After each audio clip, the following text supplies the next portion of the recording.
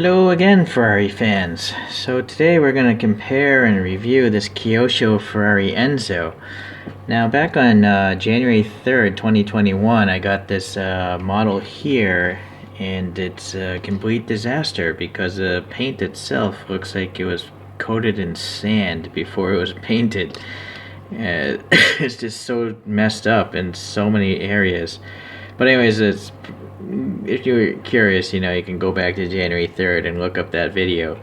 But the actual details are really nice. It's just the execution for this model was really horrendous.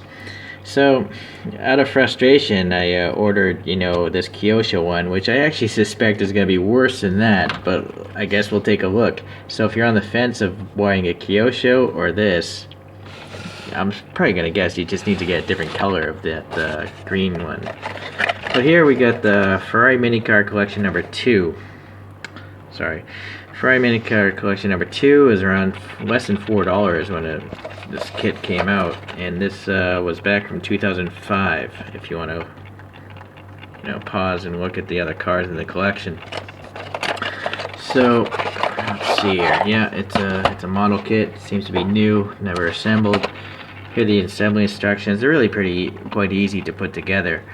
But I have to warn you that the Ferrari collection number 2 is definitely worse quality than the more modern collections. They're up to like collection number 9. And the main reason are these wheels here. You can see these chrome pieces in here, so let me pull some out here. So the wheels, let me get a better light angle here. The tires have this black plastic insert, and then you're supposed to pop in this chrome little piece. It's really easy to do. The problem with it is there's no air passing between the spokes because it's blacked out from the back half of the tire. Now later on, Kyosho does a better job where they actually have hollow spoked wheels, and then you just slide the tire over the entire wheel. But this being from collection number 2, they were still not figuring things out how to do it properly. So that's the drawback with this particular Enzo. But I got this model pretty cheap, so figure why not. Okay, so anyways, I think I should cut away. Well, actually here. So it comes with a blister to protect the the casting itself. And then here's the interior. And basically you have to sandwich those axles in between this interior and the base of the car. And then you put it all back together with the screws, add this little dashboard there, and you're good. So give me a minute and I'll be back. Okay, I'm back and it went together relatively easy. I just want to note that this stand, you can't screw it to the stand, it just rests on these pins. So it's a little different from other Kyoshos. I want to talk about the car actually. I was so frustrated with that green car, I didn't actually talk about the Enzo Ferrari car itself.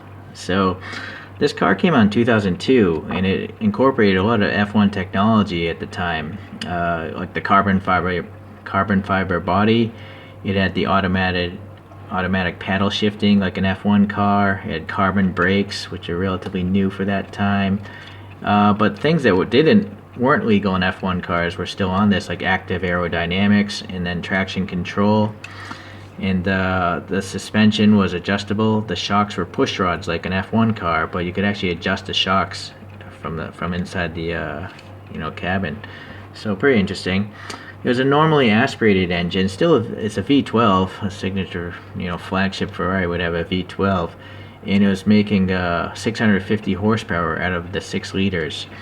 And only 400 of them were made. 399 were sold to the public, and the 400th went to the Vatican, I think, and then it was auctioned off. Or maybe, actually, I'm sorry, I could be mistaken. No, I think that's right. Correct me if I'm wrong. I'm just going off memory here. It's got 19-inch wheels and 15-inch brakes. I mean, that's big. 15-inch brakes. That's bigger than wheels of the 70s. Okay, and so it went 220 miles per hour, but it got 8 miles per gallon. So, if you're an environmentalist, this car probably wasn't for you. But I'm doubting environmentalists are buying these cars. So, it's probably people that own petroleum companies that are buying these cars. Okay, well anyways, looking at the casting now, you can see on the roof there's this paint rash developing. But it is a 15-year-old model.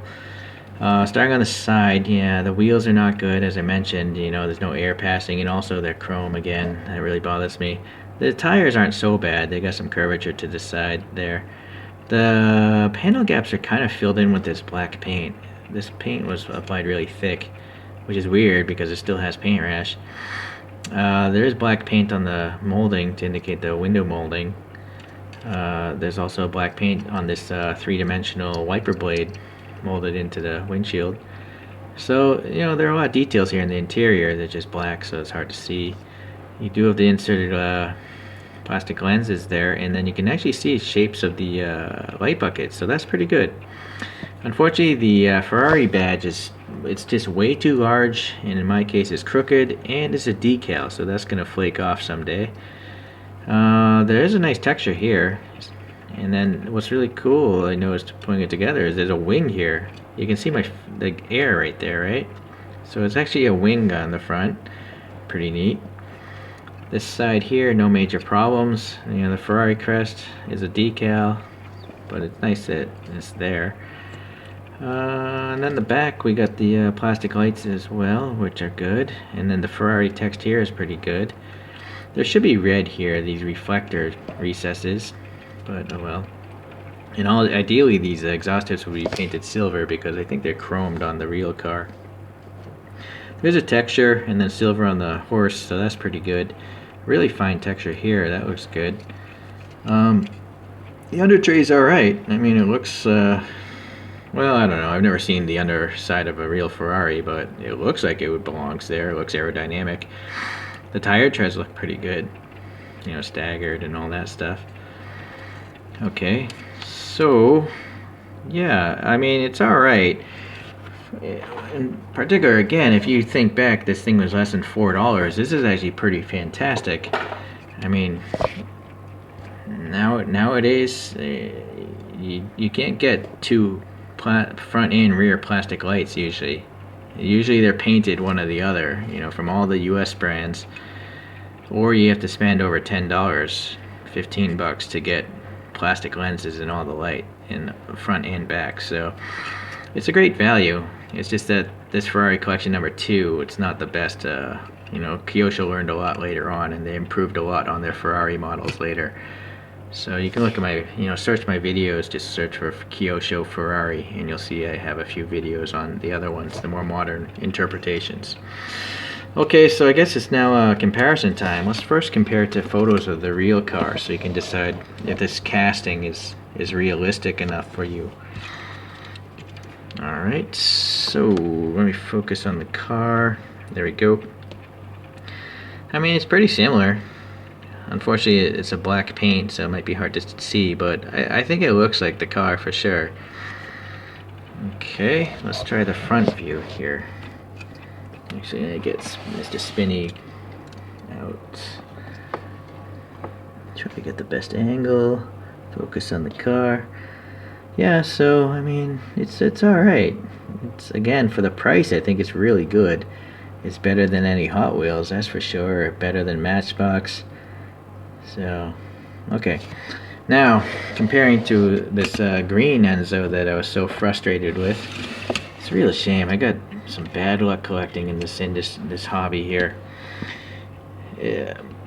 So the Kyosho is definitely dated. I mean, it's a 15-year-old casting, whereas this I think must have come out only a few years ago. So it's just so much more detail. It's just night and day.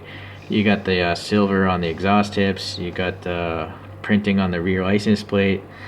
The interior has a lot of color. The red seats, in particular. This is a little tiny metal wiper blade, whereas this one's molded in. And then, actually, let me go to the top view here. Look at the engine detail on the green car. It's so much better. And then also, these vents here on the side do go in. And there's a textured plastic in there, whereas the Kyosho's is blanked off. So, and also the Kyosho is molded in mirrors. This one has separate plastic pieces. Granted, mine's a complete disaster. There's a train wreck going on here. I mean, the paint quality again. So anyways, if you want to yeah, January 3rd I did the unboxing of this. But yeah, the execution of details not good, but the actual amount of details are fantastic. You know, inserted reflectors and all that stuff. Okay, so it turns out I have two not so great Enzos now. So I'm not a really smart collector, guys. I'm a moron. So I'm gonna probably have to cave in and buy this brand again, but buy like a metallic shiny gloss coat color or something. It was a bad idea to try to go with this matte finish or satin finish green, obviously. But I mean, all the details here are really good. But this model does cost 2-3 times as much as what I paid for this thing. So there's always that price value equation to think about. Okay guys, well, maybe you didn't learn that you want to buy one of these models, but hopefully you at least learned what to avoid. So, okay, I guess I'll see you guys around in the next comparison. Bye.